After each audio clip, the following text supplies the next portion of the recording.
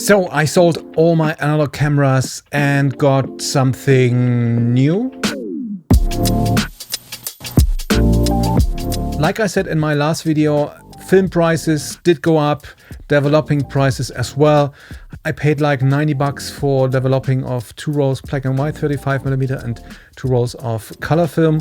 And if you want to get color film, good luck. And also if you want to pay something reasonable, no way. So I sold everything, almost, only keeping one. And for the money, I've got a new camera.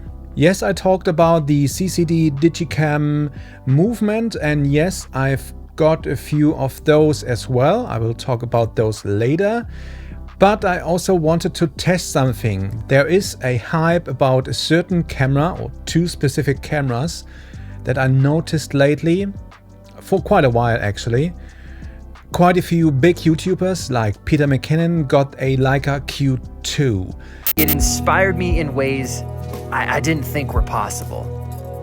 I shoot on different cameras all the time when it comes to cinematography, documentaries, projects, video. But with regards to photography specifically, I very rarely venture outside my walls.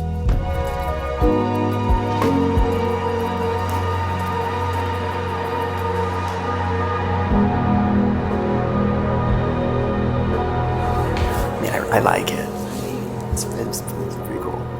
And they talked about how amazing this camera feels to use. So it's more about the camera itself. So it inspired those people to shoot more and to shoot more interesting stuff, and maybe the lens as well and stuff like that. But it's more about the feeling of using this camera. And it sounds odd, and for quite a while I always thought, well, this is overhyped. And yeah, I mean, the Sony A7S or A7R Mark III can shoot nice pictures as well, but I wanted to see what this hype or this feeling, so to speak, about those cameras is all about.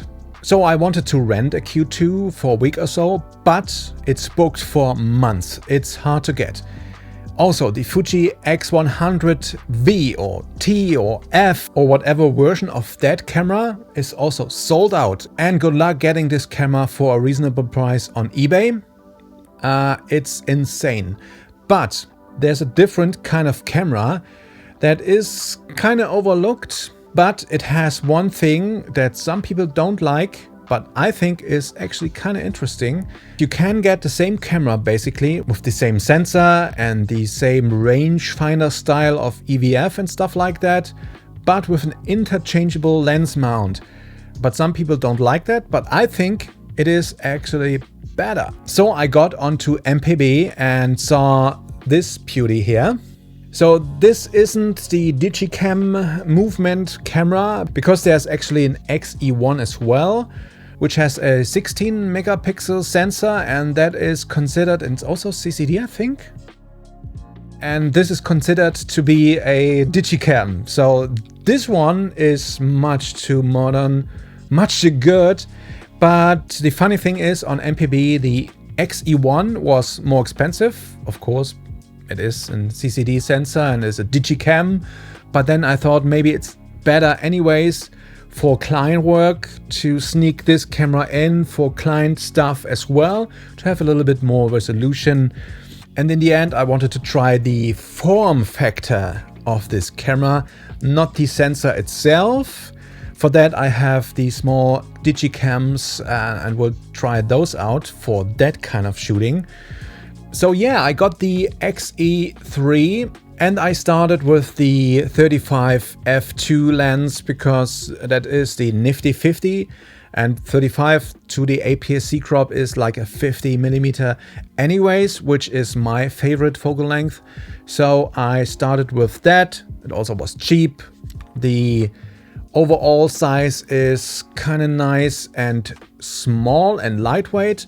Yes, of course, I've got a few accessories. I have them all linked below, like this Arca Swiss hand grip module to make it a little bit more easy to use.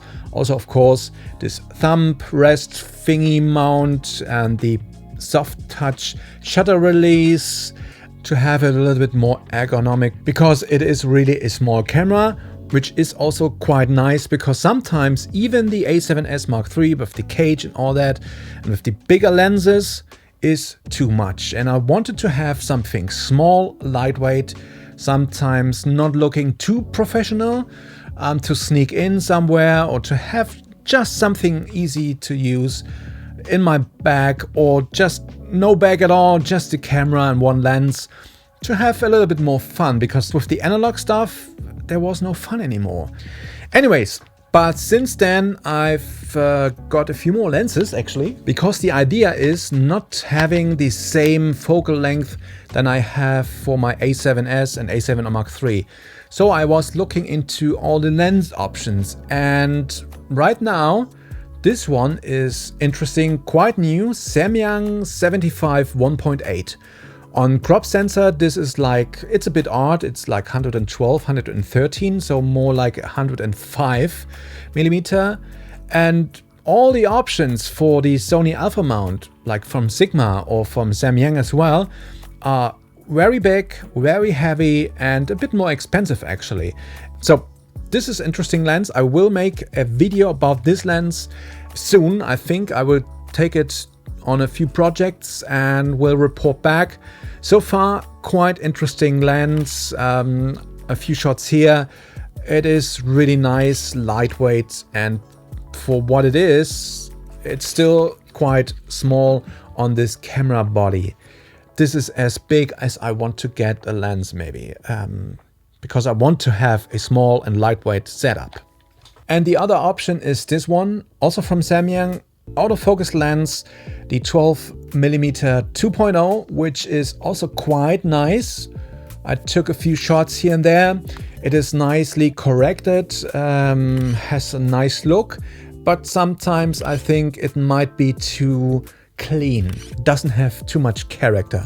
So the other option for that might be the ZEISS 12mm, which is only 2.8, but I had that for Sony APS-C back when I had an APS-C camera from Sony, and I like the organic size look. It had more character, so I will keep an eye on that on MPB, for example, getting it used, even though that is more expensive than this one. This is also around 400, 500 euros, so quite nice, small, lightweight. Autofocus is nice. I will make a review about this lens maybe as well, not quite sure. Maybe I will compare to the size at some point. Maybe if MPB sends me the 12mm for comparison, who knows. But yeah, so far I'm quite happy. But for now, most of the time I have this 35 on there. I might switch this out for a other lens. So it is rumored that Sigma comes out with a 23 1.4 lens, APS-C for X mount as well, and that is a focal length that I don't have as well. So it's more like a 35, and that is actually focal length that is on the X100V and T and F and whatever. So it makes more sense to try this lens out as well, but it seems to be a little bit bigger. We will see.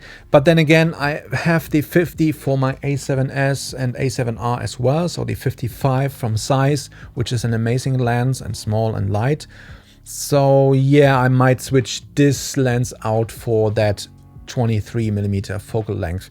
Not quite sure. Maybe I get the Fuji version, but that is more expensive and bigger. Viltrox has a nice one as well, but it's also quite long. I really want to keep it a nice and small setup, so we will see. But for now, I'm quite happy with the little lens selection I have. I will make a hands-on video about the Samyang lenses for sure. And yeah, I did go out and took some random photos here and there. And yeah, I have to say, there is something about this camera and how it's used and how it feels, and even with the film simulations and how that actually works with RAW files in Capture One is also quite nice. You have all the film simulation in Capture One as well, so that is interesting. I'm not yet convinced on the JPEG only straight out of camera. I have to get more familiar with that and how to expose correctly with this camera.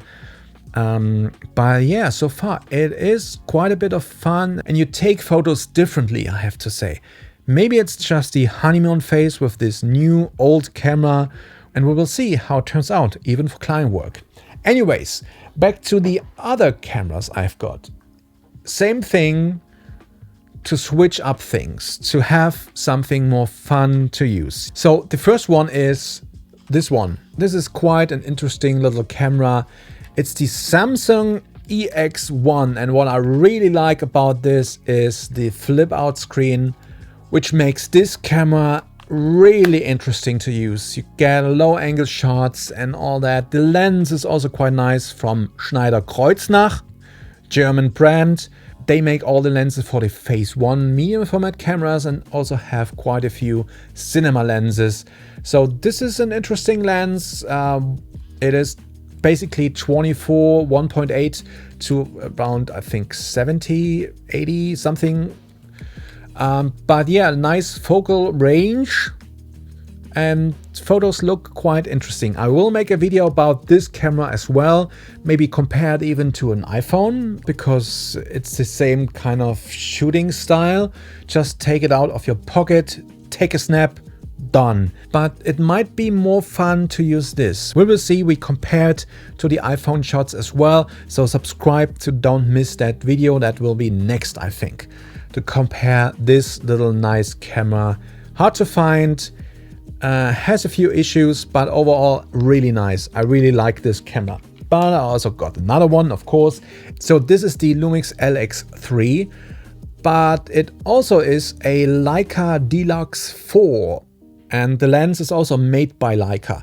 So in terms of optical quality, I think this one is better than the Samsung, but it's trickier to use.